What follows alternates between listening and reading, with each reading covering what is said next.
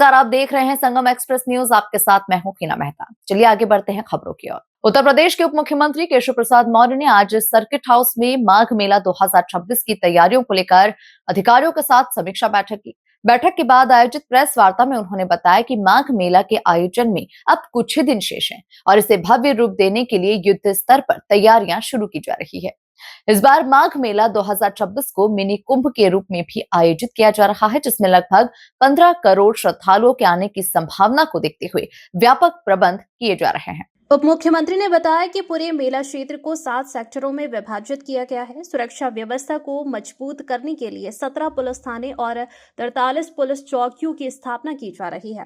नागरिक पुलिस के साथ साथ अन्य सुरक्षा एजेंसियों के जवान भी पूरे मेला क्षेत्र में तैनात रहेंगे। स्वास्थ्य सुविधाओं के तहत 2 चिकित्सालयों के साथ प्रत्येक सेक्टर में एक स्वास्थ्य शिविर की व्यवस्था की जा रही है, ताकि श्रद्धालुओं को त्वरित चिकित्सा सहायता मिल सके। उन्होंने कहा कि मेला क्षेत्र में निर्बाध विद्युत आपूर्ति, स्वच्छ पेयजल और अन्य मूलभूत सुविधाओं के लिए 10,000 से अधिक कर्मियों की टीम लगाई गई है। सफाई व्यवस्था को लेकर विशेष ध्यान दिया जा रहा है और कूड़ा निस्तारण के लिए बड़ी संख्या में सफाई कर्मचारियों की तैनाती की गई है। किसी भी प्रकार की दुर्घटना से बचाव के लिए अतिरिक्त सरकारी एजेंसियों को भी सक्रिय किया गया है, ताकि माघ मेला 2026 सुरक्षित, स्वच्छ और सुव्यवस्थित ढंग से संपन्न हो सके।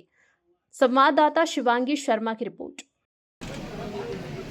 2017 में जब से उत्तर प्रदेश में भारतीय जनता पार्टी की सरकार बनी है, हमने माघ मेले को मिनी कुंभ के रूप में ही सदा संपन्न कराने का प्रयास किया और हमारे लिए अत्याधिक खुशी की बात है कि जब समाजवादी पार्टी सरकार में होती थी तो विश्व प्रसिद्ध प्रयाग के माघ मेले के लिए 30 करोड़ बजट देती थी और जब से भारतीय जनता पार्टी की योगी जी के नेतृत्व में हमारी सरकार बनी है, तब से हम माघ मेले के लिए 90 करोड़ से अधिक का बजट देने का काम करते हैं। और इसके कारण से चाहे हमारे जितने भी कुछ साधु संता में, चाहे जितने भी कल्पवासी आवे, चाहे जितने भी तीर्थयात्री आवे, उनके लिए जो भी आवश्यक व्यवस्थाएं हैं वो करने में हमें सफलता मिलती है।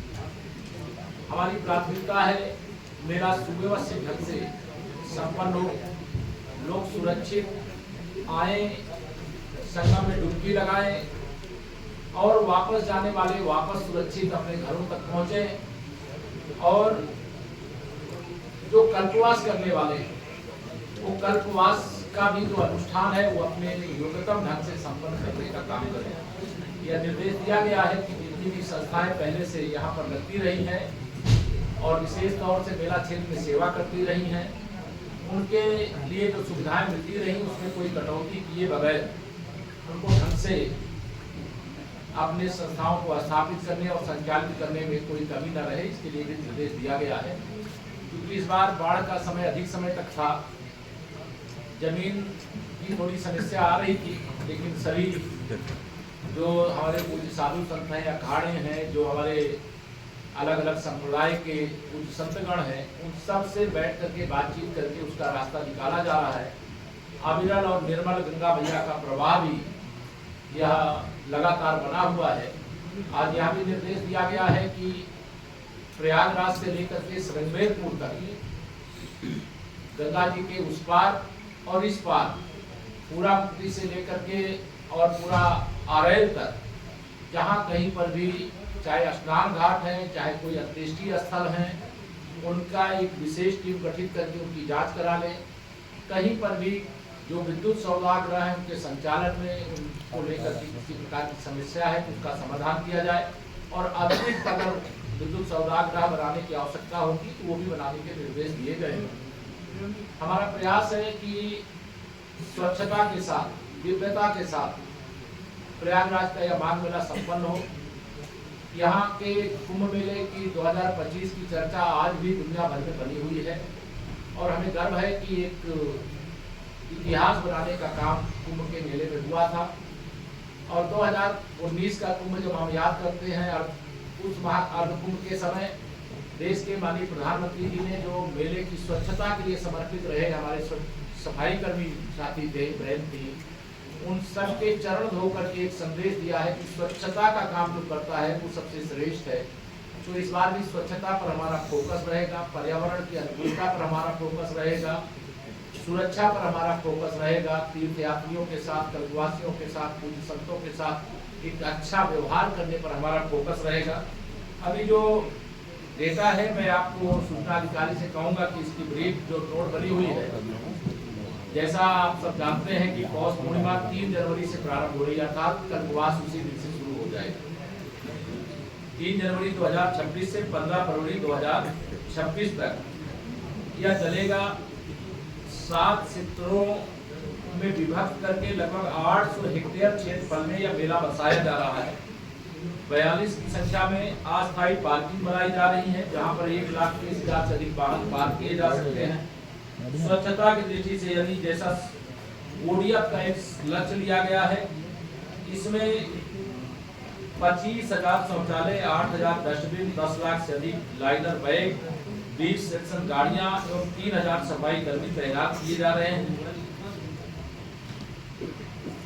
जो समतलीकरण का काम है वह भी लगभग 95% पूरा हो गया है। मेला क्षेत्र में 17 थाने, 42 चौकी, 20 अग्निशमन स्टेशन और 7 अग्निशमन चौकी, 20 अग्निशमन वॉच टावर, 1 जल पुलिस थाना, 1 जल पुलिस कंट्रोल रूम तथा 4 जल पुलिस सब कंट्रोल रूम स्थापित किया जाना है। ये पूरा डिटेल है, किसने कितना काम किया है उसकी सूची आपको दे दी जाएगी।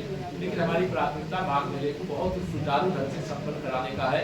जैसे कि माघ मेले में ही कुंभ मेले की स्मृतियां लोगों में ताजी हो जाए, प्रयागवासियों से ये जरूर मैं अपील आप सबके माध्यम से करूंगा। सरकार की ओर से जो भी व्यवस्था है वो सब की जाएगी, लेकिन समाज का भी उत्तरदायित्व तो जब इस प्रकार का कोई बड़ा आयोजन होता है तो उतना ही रहता है जितना सरकार का रहता है। तो समाज भी तीर्थयात्रियों की सेवा के लिए अपनी जिम्मेदारी को समझ करके उनकी सेवा, उनकी सुरक्षा, उनकी जो भी मदद करना संभव है करने में सहयोग करें। धन्यवाद। कवरेज के लिए ये होती थी कि उनके लिए भी डेडिकेटेड रूट होता था और उनके शिविर तक जाने दिया जाता था। महाकुंभ में बहुत हम लोगों को दिक्कत हुई। और दूसरी जनसामान्य की है कि लगातार यहाँ पे जाम की स्थिति बहुत बढ़ती है।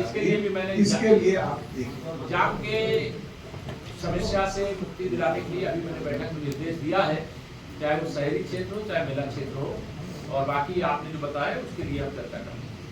और महाकुंभ के तर्ज पर जिस तरह से माघ मेला होना है, क्योंकि नेटवर्क की व्यवस्था अच्छी होगी तो उतना ही उसका प्रसार होगा। नेटवर्क की व्यवस्था अच्छी रहेगी और कोई समस्या नहीं होगी। सर, ये विदेशी पर्यटकों के लिए बगल में कॉलेज गुप्ता जी क्षेत्रीय उपाध्यक्ष, उनके ठीक बगल में माननीय विधायक दीपक पटेल जी बैठा, माननीय विधायक गुरु प्रसाद मौर्य जी बैठा, आदरणीय पूर्व एमएलसी विधायक गंगावाद के अध्यक्ष निर्मला पासवान जी, उनके ठीक बाईं ओर जमुना पार्क के अध्यक्ष आदरणीय राजेश शुक्ला जी बैठे हैं।